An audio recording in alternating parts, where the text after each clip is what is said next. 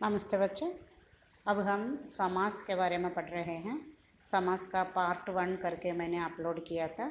आप सबने ध्यान से लिखा भी होगा, लेकिन उसको और थोड़ा मैं समझाऊंगी ताकि परिभाषा को सभी आपको समझने लायक मैं बताऊंगी। अभी समास क्या है, समास किसे कहते हैं उसके बारे में है। शब्दों के मेल को समास कहते हैं। शब्दों के मेल को ही हम समास कहते हैं। अर्थात दो शब्द होते हैं समास में, तो दो शब्द होने पर पहला जो है वो उसको पूर्व पद कहते हैं। वो पहले आपको समझना है पद क्या है। शब्द हम उसे कहते हैं जब डिक्शनरी में अर्थात कोश में, शब्दकोश में रहते समय वह शब्द है, जिसको हम वाक्य में प्रयोग करते समय वह पद हो जाता है। वाक्य में प्रयुक्त होने पर वो पद हो जाता है।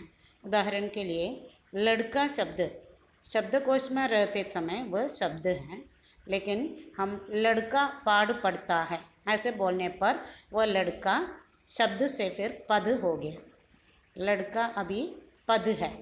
तो समास में मैंने बोल दिया है शब्दों के मेल को ही समास कहते हैं। तो समास में दो पद होते हैं, पूर्व पद और उत्तर पद। पहला पद जो है उसको हम पूर्व पद कहते हैं, दूसरा पद जो है उसको हम उत्तर पद कहते हैं। उदाहरण के लिए ईश्वर प्रदत्त, तो उसमें ईश्वर पूर्व पद है, प्रदत्त दूसरा पद है और उसको उत्तर पद कहते हैं। और उसमें आराम कुर्सी, आराम पूर्व पद है, कुर्सी उत्तर पद है। और देशभक्ति, देश पूर्व पद है और भक्ति उत्तर पद है। तो इस प्रकार पूर्व पद और उत्तर पद आपको समझ में आ गया। अभी हम देखेंगे इस पूर्व पद और उत्तर पद मिलके जो शब्द बनता है वही है उसको हम समस्त पद कहते हैं। उदाहरण के लिए अकाल प्लस पीड़ित है ना, अकाल पीड़ित पूर्व पद हो गया, उत्तर पद हो गया, अकाल पीड़ित वह शब्द बन गया, उसको समस्त पद कहते हैं या सामासिक शब्द कहते हैं। समस्त पद या सामासिक शब्द। तो यदि आपको समस्त पद देके विग्रह करके समास का नाम लिखिए, ऐसे परीक्षा में प्रश्न आ सकते हैं। विग्रह करके समास का नाम लिखिए। अभी आपको अकाल पीड़ित मिला है, सोचिए, तो फिर उसका विग्रह आप करेंगे अकाल से पीड़ित, अकाल से पीड़ित। ईश्वर प्रदत्त, ईश्वर प्रदत्त का आप विग्रह करेंगे ईश्वर द्वारा प्रदत्त, ईश्वर द्वारा प्रदत्त है, ईश्वर प्रदत्त। तो पूर्व पद और उत्तर पद आपको आ गया है। और अभी उसका विग्रह हम कैसे करेंगे वही हम बता रहे हैं। तो मैडम ने और एक शब्द बताया था, वह क्या है, आराम कुर्सी। तो वह उसका विग्रह होगा आराम के लिए कुर्सी, आराम कुर्सी विग्रह होगा आराम के लिए कुर्सी।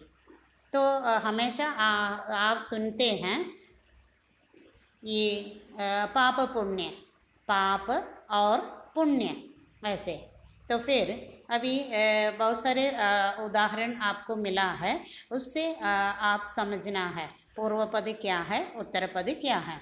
अभी पूर्व पद और उत्तर पद मिल के जो समस्त पद बन गया उसका ही हम विग्रह करके समास का नाम लिखते हैं। कभी कभी विग्रह किया हुआ रूप आपको मिलेगा और आप क्या करना है, उसको किया हुआ रूप मिलने पर उसका समस्त पद लिख के समास का नाम लिखना। उदाहरण के लिए गुरु के लिए दक्षिणा, ऐसे आ गया विग्रह किया हुआ रूप, तो आपको लिखना है गुरु दक्षिणा, फिर लिखना है तत्पुरुष समास। ऐसे विग्रह किया हुआ रूप दिया है तो समस्त पद लिख के समास का नाम, नहीं तो समस्त पद दिया है तो विग्रह करके समास का नाम, ऐसे आपको करना है। तो अभी ध्यान से आप सुन रहे हैं तो फिर जल्दी समझ में आएगा। मैडम तो ऐसे समझने लायक ही बता रही हूँ, अर्थात परिभाषा के रूप में नहीं मैं बता रही हूँ अभी। तो फिर दूसरा उदाहरण बहुत सारा दे देंगे तभी आपको समझ में आएगा। ऋण से मुक्त विग्रह किया हुआ रूप है, तो फिर आप उसका समस्त पद लिखेंगे ऋण मुक्त। ऋण मुक्त लिख के तत्पुरुष समास। राजकुमार, राजा का कुमार लिख के तत्पुरुष समास। समझ में आया? दिन रात, दिन और रात लिख के द्वंद्व समास। ऐसे तो इस प्रकार विग्रह करके समास का नाम आ सकते हैं, और नहीं तो आपको विग्रह करना पड़ेगा और समास का नाम लिखना है। अभी आगे समास के 4 भेद हैं, मुख्य रूप से 4 भेद हैं। वह क्या है 4 भेद? पहला है अव्ययीभाव समास, अव्ययीभाव समास है। दूसरा तत्पुरुष समास है। तीसरा द्वंद्व समास है। चौथा जो है बहुव्रीहि समास। पहला अव्ययीभाव समास क्या है देखेंगे, जिसका पहला शब्द ही अर्थात पूर्व पद अव्यय हो, और या हम बता सकते हैं जिसमें पूर्व पद प्रधान हो, अव्ययीभाव समास। जिसमें पूर्व पद प्रधान हो, अव्ययीभाव समास। अभी और एक ट्रिक मैं बताऊंगी। पूर्व पद प्रधान बोलने पर अर्थात ये सभी होने पर आप समझ सकते हैं यह अव्ययीभाव समास है। उदाहरण के लिए आप यथा से युक्त कोई भी शब्द आपको मिले तो वह अव्ययीभाव समास का है। मैं उसकी परिभाषा के साथ मैं दे दूंगी, अभी विग्रह करके मैं बताऊंगी। यथा से युक्त, यथा से युक्त। उदाहरण के लिए यथाशक्ति, यथाशीघ्र, यथा संभव, ऐसे वाला यथा से युक्त अव्ययीभाव समास। दूसरा फिर बे से युक्त, बे से युक्त अव्ययीभाव समास। बेरहम, बेकाबू। समझ में आया? बे का अर्थ है बिना, बिना।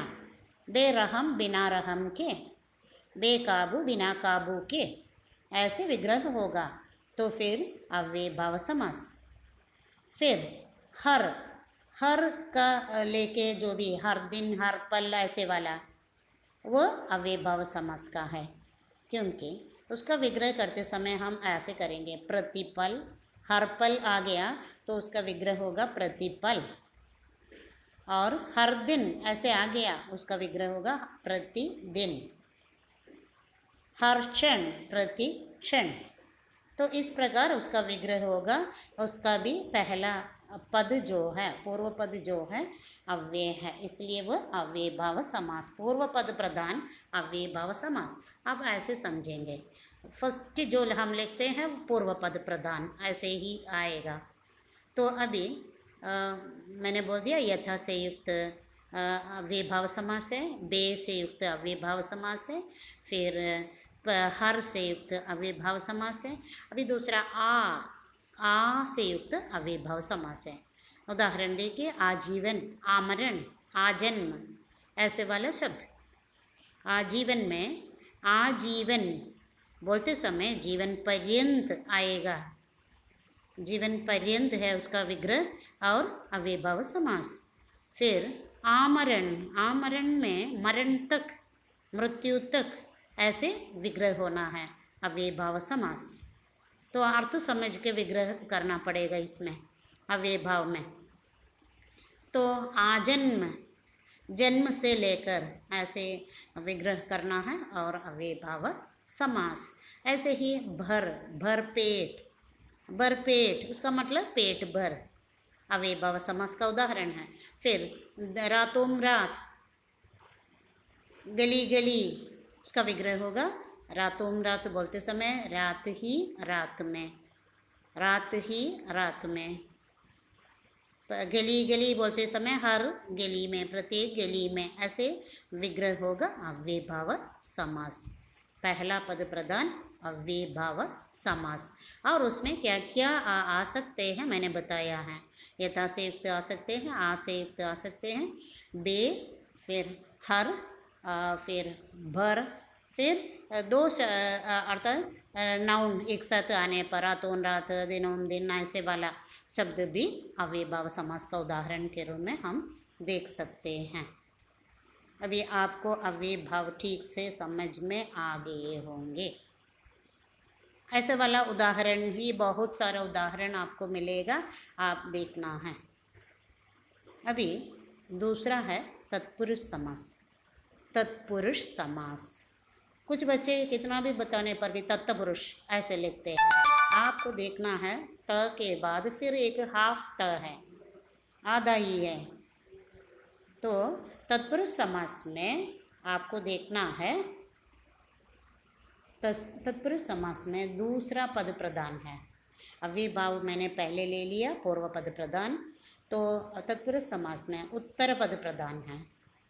और तत्पुरुष समास के समस्त पद में हमारा कारक चिन्ह सभी है ना, ने को छोड़कर बाकी सभी कारक चिन्ह ही बीच में आएगा विग्रह करते समय।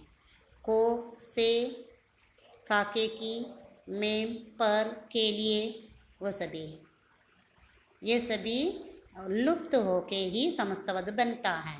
विग्रह करते समय आपको ये दिखेगा।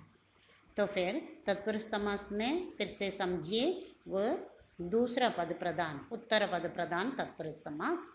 और हम विग्रह करते समय मैंने रसोई घर इसलिए बोल दिया है, रसोई के लिए घर, के लिए बीच में आ गया, वह लुप्त होके समस्त पद रसोई घर हो गया। और तत्पुरुष समास तो गुरु दक्षिणा भी मैडम ने दिया था, और गुरु दक्षिणा भी ऐसे है, गुरु के लिए दक्षिणा। देशभक्ति, देश के प्रति भक्ति, देश के लिए भक्ति, तो तत्पुरुष समास। तो अभी प्रयोगशाला, लेबोरेटरी के लिए हम प्रयोगशाला बोलते हैं, प्रयोगशाला, प्रयोग के लिए शाला। विद्यालय, विद्या के लिए आलय। तो मैंने ऋण मुक्त बोल दिया है, ऋण से मुक्त, बीच में से कारक चिन्ह आ गया है। तो फिर अमृत धारा, अमृत की धारा। फिर उद्योगपति, उद्योग का पति। तो फिर गृह स्वामी, गृह का स्वामी। तो तत्पुरुष समास है ये। तो प्रधान कौन सा है? उत्तर पद प्रधान। उत्तर पद का मतलब दूसरा पद प्रधान। और फिर भूख मरा, भूख मरा का मतलब है भूख से मरा। धनहीन, धन से हीन। पथभ्रष्ट, पथ से भ्रष्ट। फिर शोकाकुल, शोक से आकुल।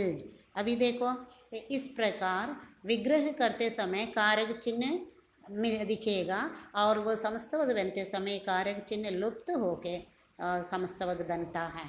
यही है तत्पुरुष समास, दूसरा पद प्रधान। तो आपके मन में ये होना है राजकुमार या राजकुमारी, ऐसे वह शब्द रखे, राजा का कुमार, राजकुमार, और तत्पुरुष समास। राजा की कुमारी, राजकुमारी। क्यों ये काके की जुड़ते समय ये देखना है, बाद में आने वाला शब्द पुल्लिंग है या स्त्रीलिंग है। पुल्लिंग है तो का आएगा, बाद में आने वाला, समझ में आया? बाद में आने वाला। राजा का कुमार इसलिए आ गया, कुमार पुल्लिंग है। की कुमारी आगे, कुमारी स्त्रीलिंग है इसलिए की कुमारी हमें लगाना पड़ेगा। तो फिर ऐसे अमृत धारा बोलते समय अमृत की धारा है, क्योंकि धारा स्त्रीलिंग है। तो ये समझ के उसका काके की लगाते समय आपको ध्यान देना है। फिर देशवासी, देश का वासी। गृह प्रवेश, गृह में प्रवेश। इस प्रकार विग्रह करके समास का नाम लिखना है, तत्पुरुष समास। इसमें कारक चिन्ह लुप्त हो जाता है। तो तत्पुरुष समास भी हो गया। तो फिर हमारा अभी तीसरा है, कौन सा? तीसरा है द्वंद्व समास। द्वंद्व समास में दोनों पद प्रधान हैं, ये देखना है। द्वंद्व समास में दोनों पद प्रधान है। द्वंद्व समास माँ बाप, माँ और बाप, दिन रात, दिन और रात। इधर और भी आ सकते हैं, या भी आ सकते हैं, तब भी द्वंद्व समास होगा। द्वंद्व समास में दोनों पद प्रधान। अभी तक हमने बताया है पूर्व पद प्रधान अव्यय भाव हो गया, उत्तर पद प्रधान तत्पुरुष समास हो गया, और दोनों पद प्रधान द्वंद्व समास भी हो गया है। तो दोनों पद प्रधान द्वंद्व समास में भाई बहन, फिर क्या ऊपर नीचे, पाप पुण्य, दिन रात, वह सभी उदाहरण इसमें आ सकते हैं। उसमें दोनों पद प्रधान है, इसलिए और लगा सकते हैं या लगा सकते हैं, क्योंकि पाप या पुण्य भी आ सकते हैं। विग्रह करते समय ऐसे भी अर्थ निकाल सकते थे। तो दोनों समास ही है, नाम समास का नाम दोनों समास ही है। फिर अभी देखिए, फिर उसके बाद है दोनों समास के बाद बहुव्रीहि समास।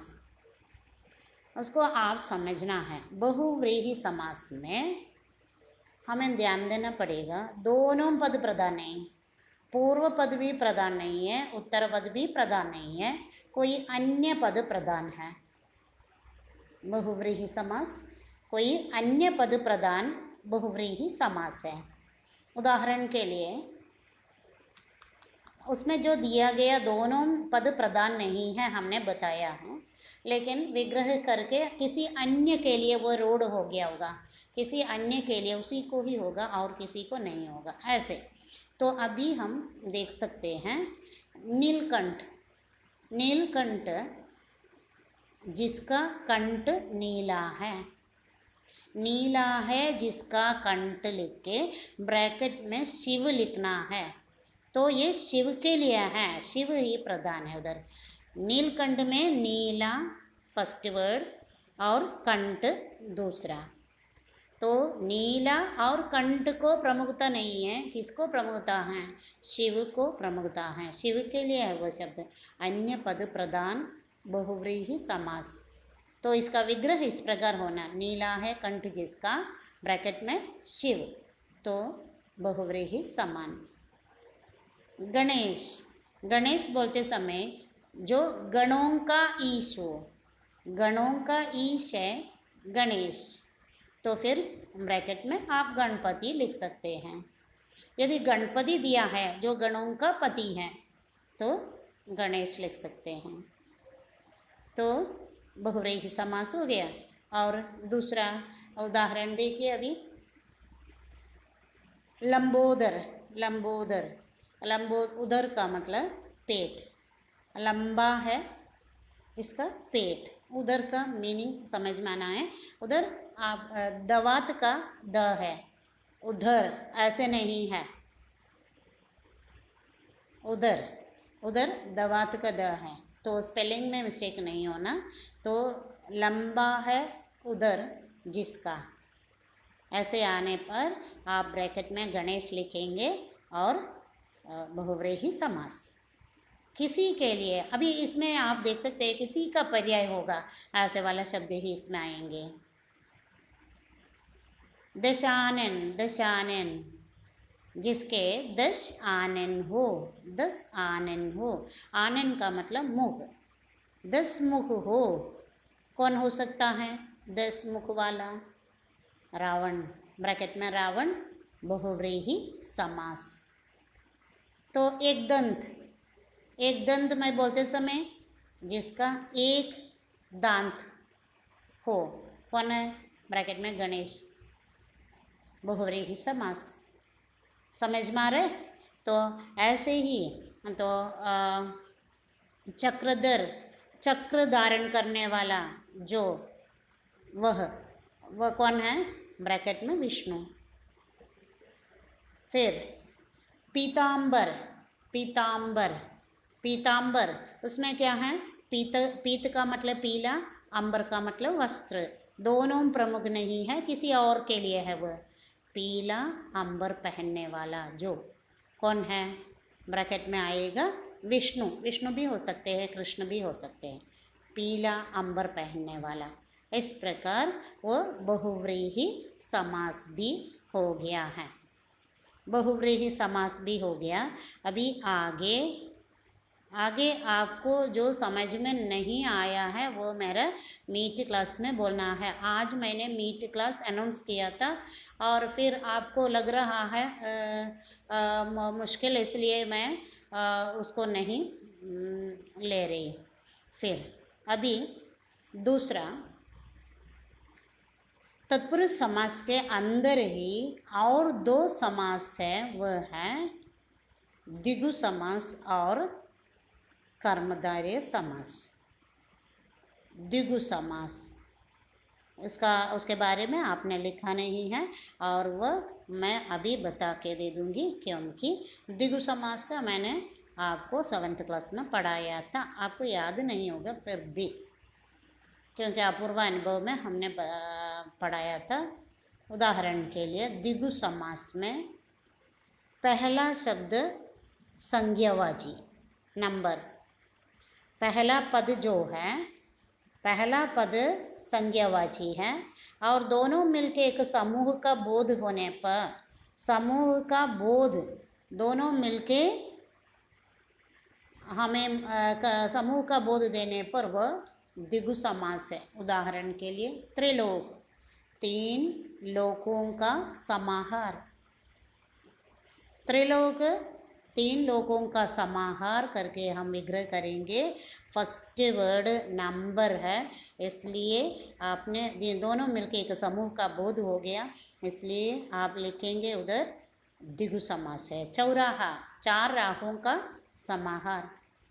चारपाई, 4 पैरों का समाहार। लेकिन त्रिनेत्र आ गया, सोचिए त्रिनेत्र द्विगु समास में आएगा? त्रिनेत्र नहीं, द्विगु समास में नहीं आ सकते हैं। त्रिनेत्र, 3 नेत्र वाला जो ब्रैकेट में शिव, तो बहुव्रीहि समास में। समझ में आ रहा है? तो बहुव्रीहि समास में आएगा। तो हम अभी द्विगु समास इसलिए मैंने बोल दिया, 4 समास का 4 भेद हैं और तत्पुरुष समास के अंदर फिर और 2 उपभेद है, द्विगु और कर्मधारय। तो आपको समझ में आ गया? द्विगु समास, पहला शब्द संज्ञावाचक, संज्ञावाचक शब्द नंबर वाला, दोनों मिलके एक ग्रुप का बोध होना है, तभी। अर्थात नवरस बोलते समय 9 रसों का समाहार। नवरात्रि बोलते समय 9 रातों का समाहार। फिर ऐसे आएगा तो आपको लिखना है वो द्विगु समास है। तो फिर अगला है, द्विगु के साथ मैंने एक बोल दिया है कर्मधारय समास। कर्मधारय समास में अब और थोड़ा समझना है, वो क्या है। आप क्या है ना, जो समझ में नहीं आया फिर से एक बार वो सुन के देख सकते हैं, उसमें मैडम ने क्या बताया है। ऐसे ऑडियो में आपको वह सुविधा मिलेगी, लेकिन मीट क्लास में जो हो गया वह हो गया, फिर हम सुन नहीं सकते। तो ये सुविधा ऑडियो में आपको मिलेगी। तो अभी मैं बोलूँगी, कर्मधारय समास में या तो उपमेय उपमान का संबंध होगा। ये उपमेय उपमान हमने अलंकार में ठीक से पढ़ा है, इसलिए आपको अभी कोई प्रॉब्लम नहीं होगा। या तो उपमेय उपमान का संबंध या तो विशेषण विशेष्य का संबंध, तभी कर्मधारय समास हो सकता है। उपमेय उपमान का संबंध, विद्याधन, तो आपको विग्रह करना है विद्यारूपी धन, विद्यारूपी धन कर्मधारय समास। अनल अक्षर, अनल रूपी अक्षर कर्मधारय समास। महान आत्मा, महात्मा, महान आत्मा, विग्रह ऐसे होगा महात्मा कर्मधारय समास। महान तो उसका विशेषण है। तो ऐसे ही काली गाय, गाय कौ, तो काली गाय बताते समय काली उस गाय की विशेषता है, तो काली विशेषण है और गाय विशेष्य है। मैंने बोल दिया या तो विशेषण विशेष्य का संबंध या तो उपमेय उपमान का संबंध। मैंने जो बोल दिया है विद्याधन अनल अक्षर उपमेय उपमान का संबंध है। काली गाय मैंने जो बोल दिया है विशेषण विशेष्य का संबंध है।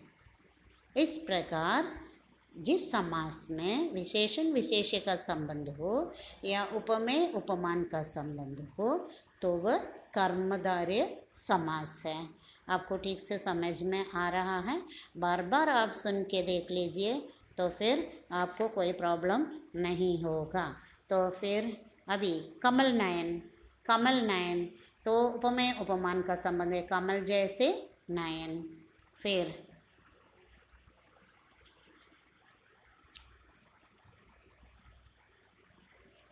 अभी अव्ययभाव समास कैसे होगा, तत्पुरुष समास कैसे हैं।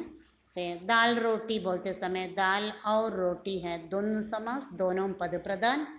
इस प्रकार सभी शब्द आपने किया होगा और उसमें समास में जो शब्द दिया है वह सभी में आ रहा है। मुझे लगता है गंगा यमुना आपने लिखा होगा, गंगा और यमुना दोनों समास का उदाहरण इसी है। फिर पाप पुण्य उसमें दिया है, पाप और पुण्य दोनों समास। गणेश दिया है जो गणों का ईश है, गणेश गणपति वह बहुव्रीहि समास। रसोई घर दिया है, रसोई के लिए घर तत्पुरुष समास। तो आ जन्म दिया है, जन्म से लेकर लिखना है अव्ययभाव समास। राजपुत्र दिया है, राजपुत्र का मतलब राजा का पुत्र तो तत्पुरुष समास। जलमग्न, जल में मग्न अर्थ के अनुसार उसका विग्रह होना है, जल में मग्न होगा। आमरण, मरण तक अर्थात मृत्यु तक तो फिर अव्ययभाव समास। यथा शीघ्र तो यथा से युक्त शब्द का विग्रह करते समय थोड़ा ध्यान देना। यथा शीघ्र जितना शीघ्र हो ऐसे आएगा, जितना शीघ्र हो यथा शीघ्र। यथा संभव जितना संभव हो। यथा शक्ति उधर जितना नहीं आएगा, शक्ति के अनुसार ऐसे लिखना है। तो आपको अर्थ समझ के विग्रह करना पड़ेगा अव्ययभाव समास में, लेकिन वह थोड़ा सा ध्यान देने पर सभी आपके लिए आसान लगेगा और स्कोर करने के लिए बहुत अच्छा है ये। तो धन्यवाद।